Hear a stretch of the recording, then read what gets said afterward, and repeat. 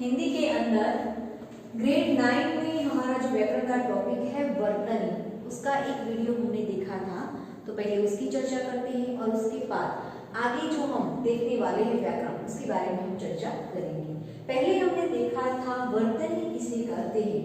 वर्तनी यानी उर्दू में उसे हिज्जे भी कहा जाता है और अंग्रेजी में स्पेलिंग भी कहा जाता है। यानी वर्णों के मेल से जो शब्द बनते हैं उसे वर्तनी कहते हैं।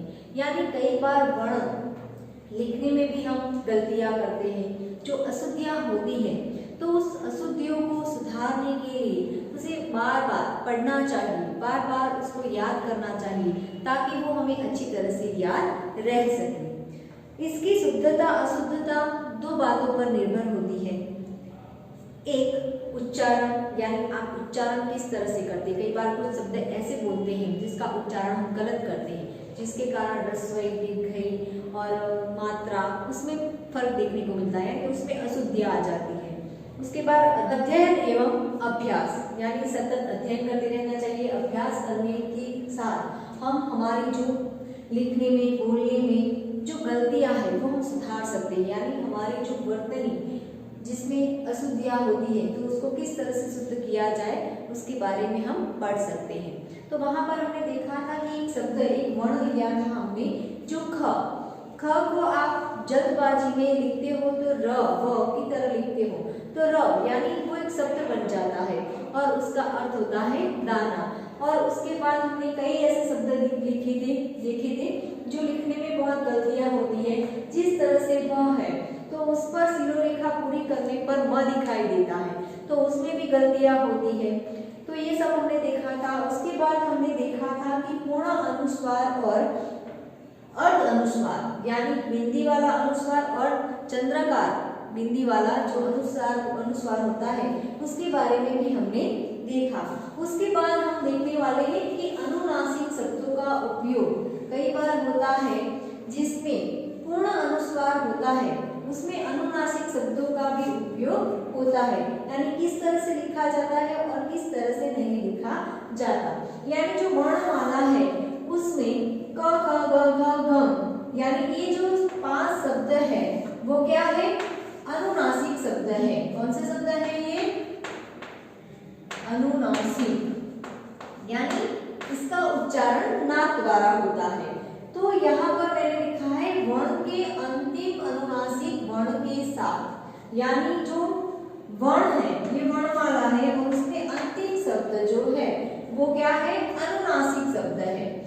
उसके साथ आप शब्द लिख सकते हो, जिस तरह से यहाँ पर शंकर लिखा है, शंख लिखा है, अंजन लिखा है, अथा है, चंचल लिखा है, घंटा लिखा है, डंडा लिखा है, चंदन सन। तो इस तरह से यानी अनुनासिक शब्दों के उच्चारण के स्वाद भी हम लिख सकते हैं। तो ये क्या शब्द है, अनुनासिक शब्द है। और पूर्ण अनुस्वार, अगर इस तरह से आप लिखना ना चाहो तो उसको इस तरह से भी लिखा जा सकता है कि अनुसार के चिन्ह के साथ। तो यहाँ पर आपको इस तरह से भी लिख सकते हो शंकर। उसके बाद दूसरा शब्द है शंख, आप इसको इस तरह से भी लिख सकते हो। उसके बाद है अंजन, एक जन, ये जो है अनुनासिक शब्द है, तो उसको आप इस तरह से भी लिख सकते हो अंजन। उसके बाद है चंचल, चंचल। उसके बाद यहाँ पर घंटा, डंडा, तो यहाँ पर इस तरह से आप लिख सकते हो घंटा और डंडा, इस तरह से भी लिखा जाता है। उसके बाद है चंदन और सन, यानी न शब्द जो है अनुनासिक है, उसका प्रयोग भी यहाँ पर किया जाता है, चंदन। तो किस तरह से लिखोगे, चंदन, इस तरह से भी लिखा जाता है। संत, तो इस तरह से यहाँ पर संत भी लिखा जाता है।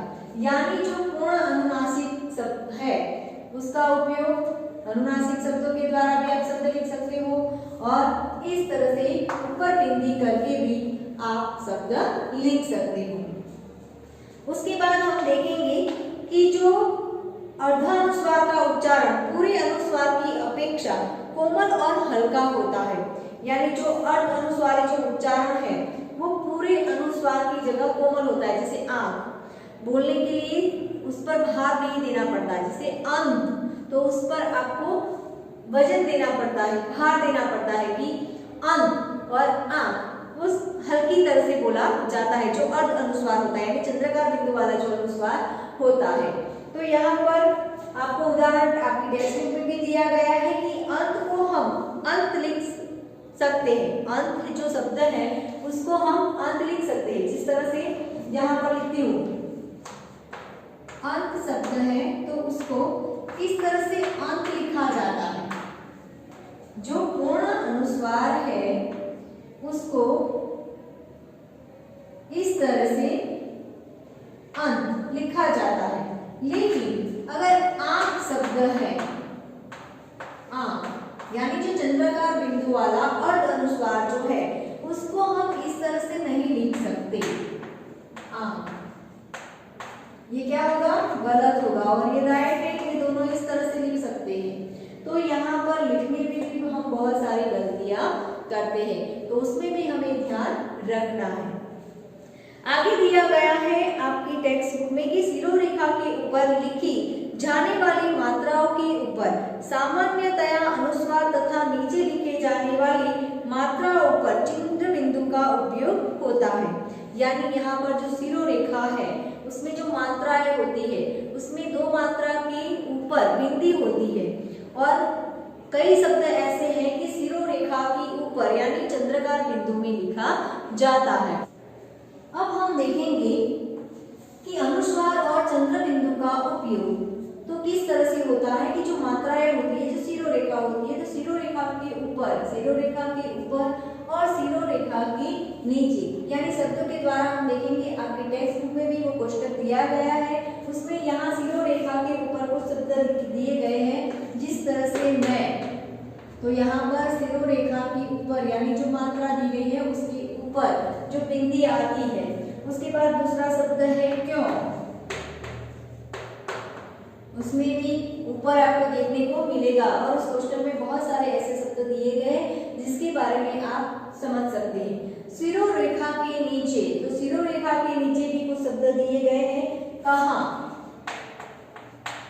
कहाँ, यानी यहाँ पर किसका उपयोग होता है, चंद्रकार बिंदु का उपयोग होता है, यानी पूर्ण अनुस्वार और अर्ध अनुस्वार यानी चंद्र बिंदु का प्रयोग होता है। तो ये शिरोरेखा के नीचे यानी शिरोरेखा की तुरंत चंद्रकार बिंदु का उपयोग होता है।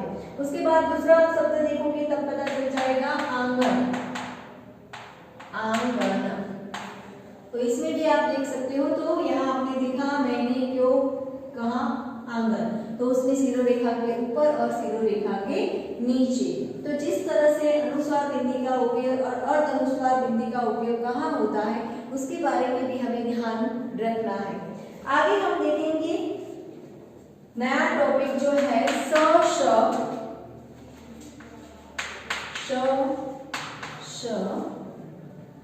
एवं श का प्रयोग, श एवं श का प्रयोग।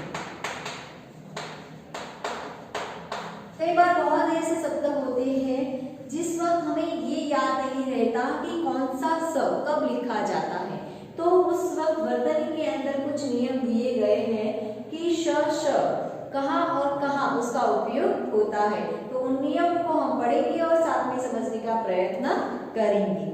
यदि किसी शब्द में श और उसके पहले अ या आ हो तो स नहीं बदलता। जैसे तस, यहाँ पर है कि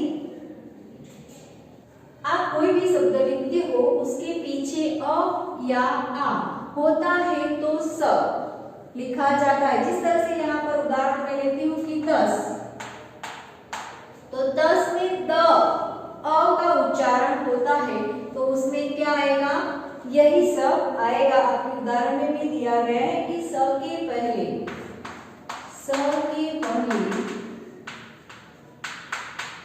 अ, यानी 10 बोलते हैं ना द, तो उस वक्त अ का उच्चारण होता है। उसके बाद आप कुछ बहुत सारे शब्द या तो उसमें लिखते हो पास, घास। उसके बाद शब्द है विश्वास, विश्वास। उसके बाद है इतिहास, इतिहास। तो उसमें आप देखोगे कि पास, तो यहाँ पर क्या उच्चारण हो रहा है, आ। यहाँ पर आ, यहाँ आ, यहाँ पर आ और यहाँ पर अ। तो जो दी गई है सूचना कि अ या आ हो तो स नहीं बदलता, यानी वहां पर आप देखोगे कि जहां पर अ और आ का उच्चारण होता है तो वहां पर स, आ, स, श देखने को मिलेगा।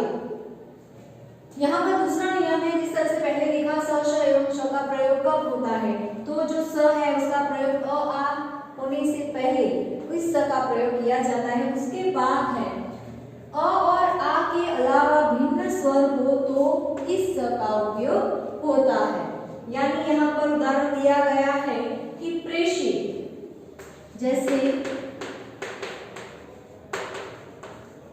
प्रेषित, यहाँ पर मैंने शब्द लिया है प्रेषित, तो प्रे यानी यहाँ पर भिन्न स्वर देखने को मिलता है, प्रेषित। आगे है विषम, तो यहाँ पर भी आप देख सकते हैं कि यहाँ पर भी ई स्वर का उच्चार होता है। उसके बाद आप एक शब्द और देख लेते हैं कि जिसमें धनुष, धनुष, तो उसमें भी उस स्वर का उच्चार होता है। इस तरह से आगे दिया गया है ह वर्ग से ह वर्ग के पूर्ण श का प्रयोग होता है, यानी जहां पर ह का उपयोग होता है, नया टॉपिक है, देखते हैं कि ह वर्ग के पूर्व, ह वर्ग के पूर्व श का प्रयोग, श का प्रयोग होता है, श का प्रयोग होता है। जैसे कि विशिष्ट, विशिष्ट, तो विशिष्ट, तो वहां पर ह वर्ग के पूर्व, यानी आप जब ह बोलते हो तो उससे पहले किसका उपयोग होता है, विशिष्ट, ष्ट, ह उच्चारण आता है, तो वहां पर भी उसके पहले ट का श का प्रयोग होता है। उसके बाद रू के बाद भी स का प्रयोग होता है, यानी स के अंदर यहाँ पर दिया गया है कि रू के बाद, रू वर्ग जो वर्ण है उसके बाद भी स का प्रयोग होता है, स का प्रयोग होता है।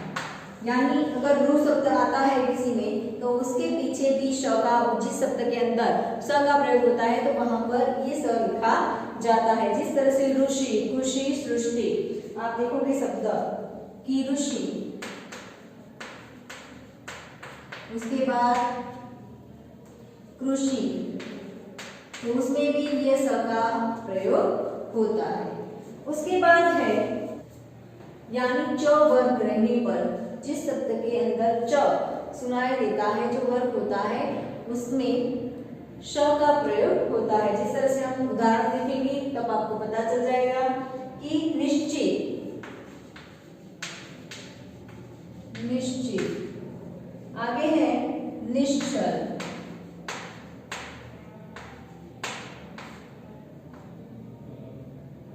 तो इसमें च का उच्चारण होता है।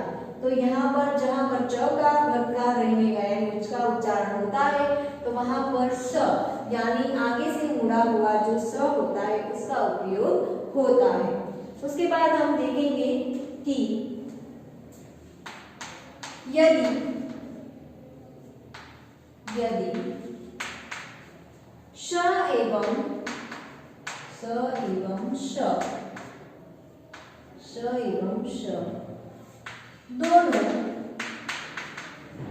दोनों का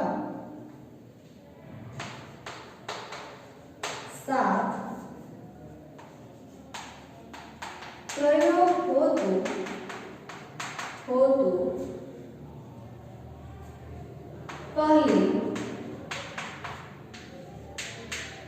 श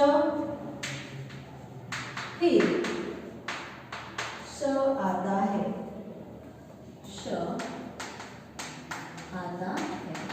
यानी अधिक दो श का प्रयोग होता है जो सीधे से मुड़ा हुआ स और षट्कोण का स जो हम कहते हैं, अगर उसका उपयोग होता है तो दोनों के स अगर साथ में होता है किसी शब्द में तो सबसे पहले सीधे से मुड़ा हुआ जो स है वो आएगा और उसके बाद दूसरे स का उपयोग होगा। तो उसमें हम उदाहरण देते हैं, जैसे शब्द देखेंगे उससे पता चल जाएगा कि किसका पहले नंबर आता है। तो उसमें विशेष, विशेष कई बार हमें पता नहीं होता है तो हम इस तरह से भी विशेष लिख सकते हैं, विशेष। तो यहाँ पर क्या हुआ, गलत हुआ। तो इस तरह से विशेष नहीं लिखा जाता, विशेष, शेष, यानी इस तरह से स का प्रयोग होता है।